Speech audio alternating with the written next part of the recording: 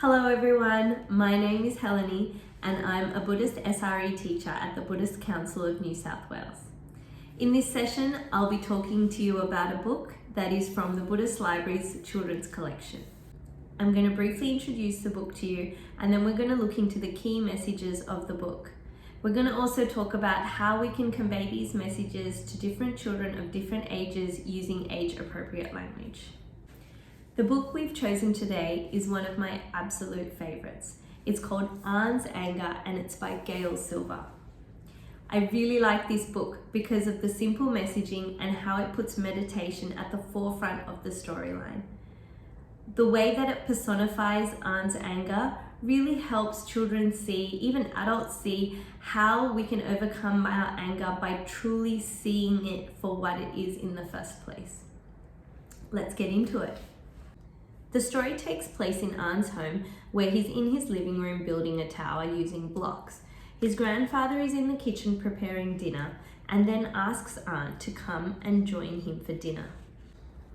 Like most children, he doesn't want to come and join his grandfather when he asks him to. This continues before An gets so upset over the matter and he starts to cry. The building blocks go flying and when his grandfather tries to console him, he yells out and starts to get angry. His grandfather asks him to go to his room in order to calm down, and before he knows it, an angry voice pops up. It is his anger. First they dance and sing and make great noise around them, before they sit together silently and slowly use their breath to breathe in and out. With each breath in, An feels calmer and his anger slowly goes away. Then finally his granddad comes in and they both have dinner together after talking a little bit about what his anger and An did. After we read this story, what I usually do is discuss the key messages in this story, the key turning points that enable An to get over his anger. Some of these questions might be, what made An angry?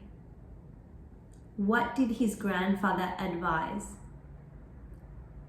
Who did An meet in his room? What did they do together?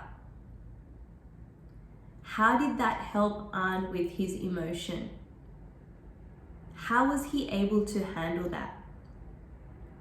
And what can we do next time we might feel this way?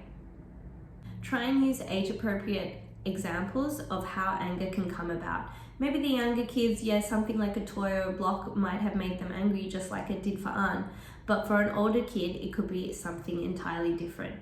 So try and discuss it with them so that this discussion becomes something interactive and they're contributing just as much as you are into what anger is and what it is about. After discussing the story with them, you might like to do an activity. They could be different depending on the age. It could involve drawing, writing, role-playing, storytelling, giving their own experiences. One example could be asking the children to share a time when they had been angry. Maybe they could write down what had caused it, what did they do to overcome it, and how did they manage this anger. Another activity could be drawing a picture of their own angry self, their own angry creature. What does this look like? What does this feel like in relation to who they are? Maybe they could do a meditation exercise like An in order to manage their anger. What we really want to communicate with this is their ability to recognize and see their anger for what it is. Because once we can truly see it, we can try and attempt to overcome it. And that's all for today. If you like this book, you can find this one and other meaningful, amazing books from our Buddhist library in Camperdown. Or you can go onto our website, www.buddhistlibrary.org.au. You can also get this particular book online. Thank you so much for listening. It has been a pleasure. Thank you.